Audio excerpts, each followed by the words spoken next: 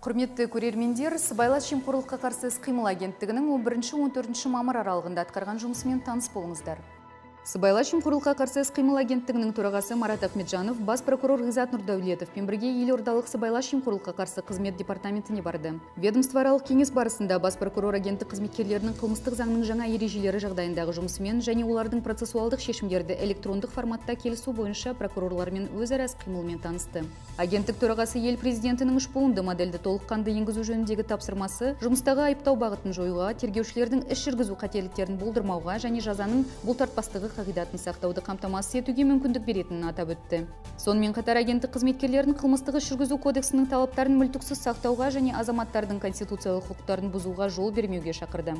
Шара соңында Марат Ахметжанов бұқаралық ақпарат құралдарының өкілдеріне сұхбат берді.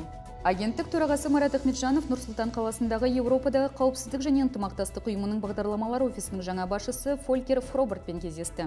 Шарада Еуропадағы қауіпсіздік және ынтымақтастық ұйымының бағдарламалар офисінің басшысын екі векторлы бағытта дамып келе жатқан елдің қылмыстық заңнамасын реформалау және қылмыстық процестің 3 буынды моделіне біртіндеп көшу туралы егжей-тегжейлі хабардар етті. Кездесу соңында тараптар екі жақты ынтымақтастықтың ортақ бағыттарын белгіледі. Сыбайлас жемқорлыққа қарсы қызмет басшысының төрағалығымен агенттіктің 2021 жылдың 4 айындағы жұмысының қорытындыларына арналған кеңес өтті. Агенттіктің басшылық және жеке құрамы мен аумақтық департаменттер қатысқан отырыста құрылымдық бөлімше басшыларының есептері тыңдалды. Агенттік төрағасы Марат Ахметжанов отырысты қорытындылай келе президенттің тапсырмаларына сәйкес алдағы кезеңге нақты міндеттер қойды. Халық үніне құлақ асатын мемлекет тұжырымдамасына сәйкес аумақтық департаменттердің бірінші басшылары 13 азаматты қабылдап 12 мәселені қараса, олардың орынбасарлары 9 азаматты қабылдап 8 мәселені қарады. Антикор Лайв жобасының аясында Қазақ ТВ телеарнасының директоры Майя Бекбаеваның, Қазақстанның азаматтық альянсының президенті Бану Нұрғазиева мен парламент мәжілісінің депутаты Ерлан Сайыровтың қатысуымен сыбайлас жемқорлыққа қарсы саясаттың өзекті мәселелері туралы онлайн сұхбаттар өтті. Жалпы барлық аумақтық департаменттердің әлеуметтік желілерінде 295 сарапшы спикердің қатысуымен 303 тікелей эфир өтті. Агенттіктің тегін құқықтық көмек беретін адал көмек жобасының аясында 310 тікелей эфир және 15 кездесу ұйымдастырылды. Агенттіктің ашық бюджет жобасының аясында 382 сарапшының қатысуымен қаржылық сауаттылықты арттыруға және бюджет қаражатының тиімді игерілуін бақылауға арналған 426 тікелей эфир өтті.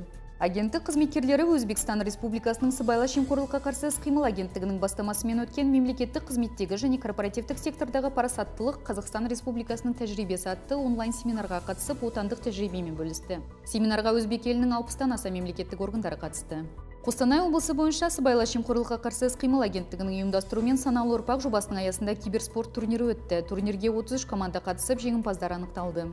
Осы аптада сыбайлас жемқорлыққа қарсы қызмет 50 қылмыстық құқық бұзушылықты тіркеді. Оның 26-сы парақорлық, 3-еуі жымқыру, 4-еуі қызметтік лауазымын асыра пайдалану фактілері. 14-24 кол орталығына 610 қоңырау түсті. Оның ішінде агенттіктің қызметі бойынша 137 кеңес берілді. Сыбайлас жемқорлық құқық бұзушылықтары туралы 6 хабарлама тіркелді. Кипр үкіметі мемлекеттік лауазымдарда сыбайлас жемқорлықты жою науқанын бастады. Науқан қоғамның сенімін қайтаруға және жемқорлыққа қарсы іс-қимылға бағытталған бірқатар шараларды қамтиды. Онда халықтың жемқорлыққа қарсы күреске белсенді қатысуына және ашықтық пен есептілікті арттыруға басымдық берілетін болады. Сондай-ақ саясаткерлер мен олардың активтері туралы декларацияларға аудит жүргізуге уәкілетті ұлттық орган құру жоспарлануда. Құрметті көрермендер, сіздер агенттіктің және аумақтық департаменттердің 11-14 мамыр аралығында атқарған жұмысымен таныс болдыңыздар. Арнайы жаңалықтар топтамасы экранда көрсетілген агенттіктің ресми сайтында және әлеуметтік желілердегі парақшаларында жарияланатын болады. Назарларыңызға рахмет.